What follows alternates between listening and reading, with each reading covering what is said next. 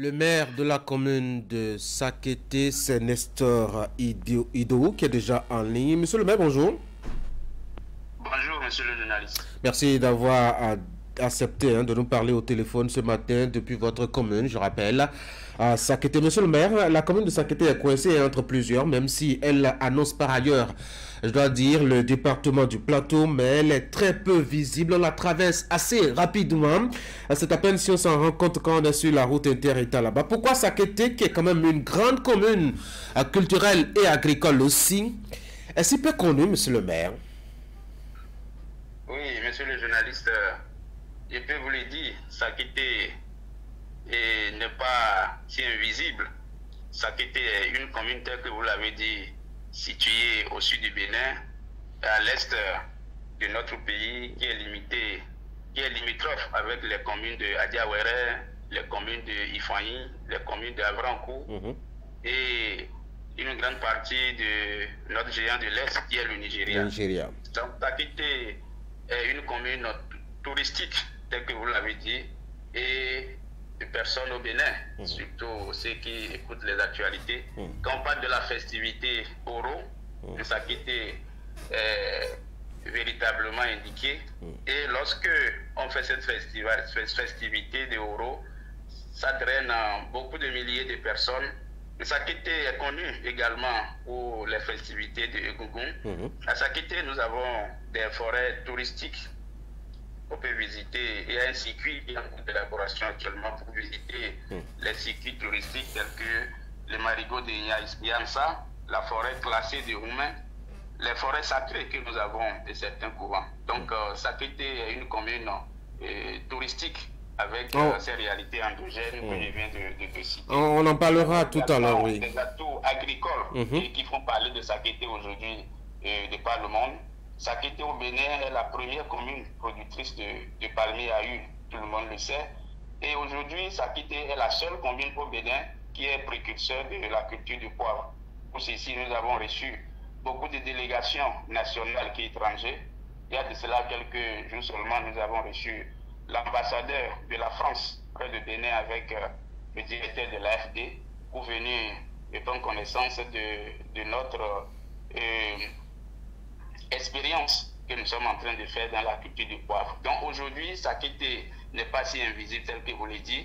On dit qu'on le traverse si rapidement, mais ce n'est pas prendre en compte que déjà lorsque vous amorcez la descente du Tacon, vous êtes déjà dans Sakété et vous traversez toutes ces distances jusqu'à aller à Itadiabou, tout ça c'est dans Sakété. Sakété ne se limite pas au centre-ville tel que vous le pensez. Alors monsieur le maire, Sakété quand même souffre des mêmes problèmes qu'on connaît à toutes les communes du Bénin, la question des voies d'accès. Elle fait frontière, vous l'avez souligné tout à l'heure, avec le Nigeria d'un côté et Adiawere d'un autre, mais ne peut franchement pas écouler ses produits sur ces deux destinations qui quand même sont assez intéressantes pour Sakété, notamment avec le marché d'Ipilé, par exemple, un grand marché de référence dans la région, et même l'ouverture sur le Nigeria. À cause des voiles, les populations n'arrivent pas à écouler leurs produits. Et effectivement, vous l'avez dit, Sakété est une commune purement agricole, et malgré les efforts que font que ce soit le gouvernement et la mairie de Sakété, ces défis restent à relever. Nos populations, après la production de leurs produits, doivent les convoyer au marché. Donc, beaucoup de pistes ne sont pas praticables. Nous faisons des efforts dans ce sens-là. Également, le grand marché du Nigeria, qui est pour nous une opportunité, avoir une voie bitumée qui quitte Sakété pour déboucher à la frontière du Nigeria est un grand atout. Nous sommes conscients de cela. Nous l'avons déjà souligné plusieurs reprises aux autorités supérieures et je pense que les démarches sont en cours pour véritablement désenclaver Sakété et le relier à notre géant de l'Est pour véritablement profiter de façon massive et à cette opportunité que ce marché représente pour nous. Bon, même si elle ne peut pas écouler ses produits sur les deux destinations, comme je l'ai annoncé tout à l'heure, Sakété ne peut pas non plus se proposer à elle-même ses propres produits, puisque le marché qui est là n'est pas si attrayant et les usagers s'en plaignent aussi, hein, monsieur le maire. Bien sûr, je l'ai dit tout à l'heure, lorsque nous prenons la commune de Sakété aujourd'hui, nous avons deux grands marchés qui s'animent très bien. Le marché de Tacon, qui est au bord de la voie Interita et Porto-Nouveau-Québec, et qui s'anime tous les 3 jours. Donc ce marché accueille les produits agricoles de niveau intérieur, ceux qui sont dans les arrondissements périphériques. Et en plus de ce marché qui est bien situé, nous avons aussi le marché d'Itadjebou, qui est situé également à côté de la voie Interita et Porto-Nouveau-Québec. Et ces deux marchés s'attellent dans leur animation. Effectivement, à Sakété Centre, nous avons un marché qui est un peu en profondeur. Mais en plus de ça, nous avons un marché à la montée de Ouahi que nous sommes en train d'aménager également pour permettre à ce que ceux qui sont au centre et de façon alternative également, ces marchés puissent animer et permettre l'écoulement des produits intérieurs. Et bien même, quand bien même les voies ne sont pas si praticables, les commerçants du Nigeria ne cessent également de venir sur nos marchés pour payer leurs produits. Donc il y a ces conditions qui sont là et nous travaillons à ce que ces marchés s'animent davantage. En préparant cet entretien, monsieur le maire, j'ai appelé sur place hier quelques personnes, notamment qui fréquentent un peu la gare routière, qui se plaignaient aussi de l'état de la gare et le manque d'intérêt de la mairie pour cet espace qui quand même est d'attraction. Monsieur le maire, est-ce que quelque chose n'est pas faisable pour la gare routière? Et bien sûr, lorsque vous allez sur la gare aujourd'hui, vous allez comprendre que nous avons amorcé la rénovation de cette gare pour son attractivité. Mais en plus de son attractivité, nous avons des dispositions à prendre. Parce qu'aujourd'hui, le chargement et le déchargement opaque est un problème pour le fonctionnement de nos gares.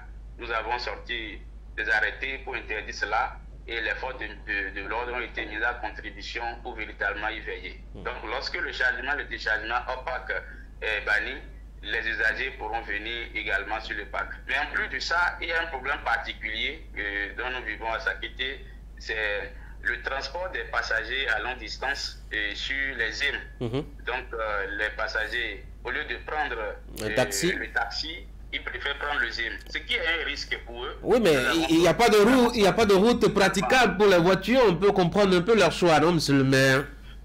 Non, pas à cause de la voie, parce que pour que le parc est là, c'est essentiellement pour le transport des passagers de Sakété à Porto-Nouveau. Oui. Aujourd'hui, le gouvernement a bitumé la voie Porto-Nouveau-Québec. Donc le tronçon Sakété Porto-Nouveau aujourd'hui est praticable.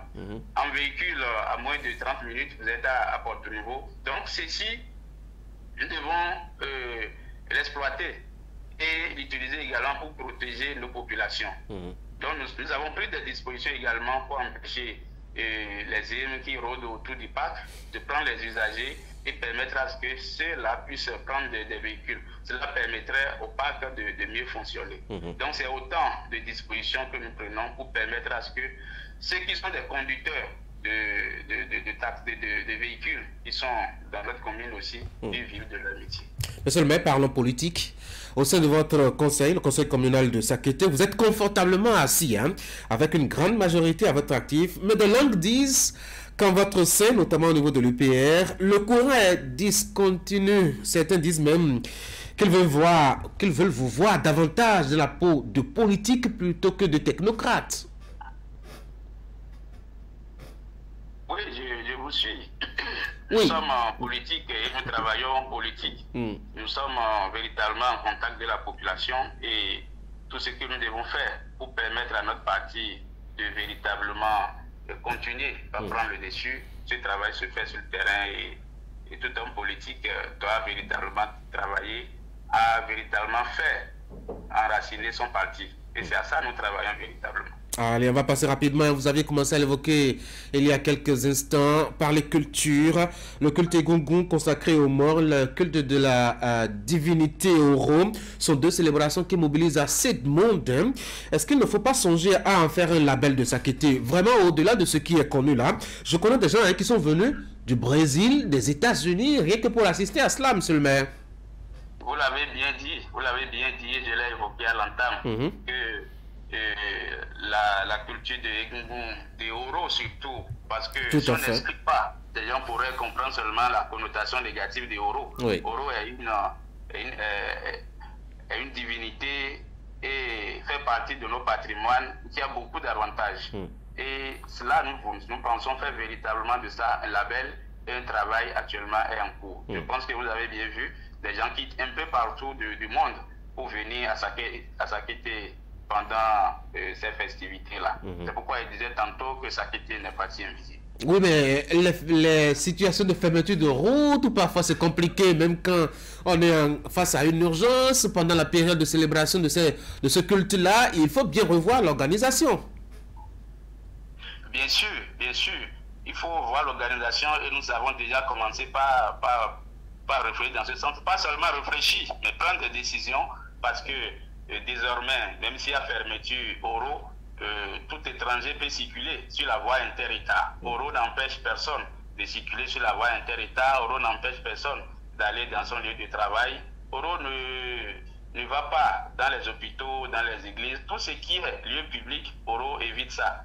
Donc, penser que pendant la période de Oro, tout est fermé, non. Et aussi, ce n'est pas tous les jours. Lorsque nous voyons, par exemple, pendant ces 2 semaines, c'est environ 2 jours qui sont véritablement fermés et pendant les 2 semaines. Donc cela n'empêche véritablement pas les activités de se dérouler. Également, les bienfaits de cette divinité, cela nous permet aujourd'hui de compter beaucoup de forêts et des forêts préservées, des forêts sacrées, qui est un atout pour aujourd'hui la protection de l'environnement. Donc nous avons beaucoup d'éléments à véritablement valoriser pour cette divinité-là. Et tel que vous l'avez dit, lorsque nous allons faire de cela un label, vous voyez que toutes les compréhensions, toutes les intentions négatives qu'on pourrait avoir envers Oro, beaucoup comprendront que c'est un atout touristique. Et pendant cette période, il faut obligatoirement aller à Sakété. C'est ça.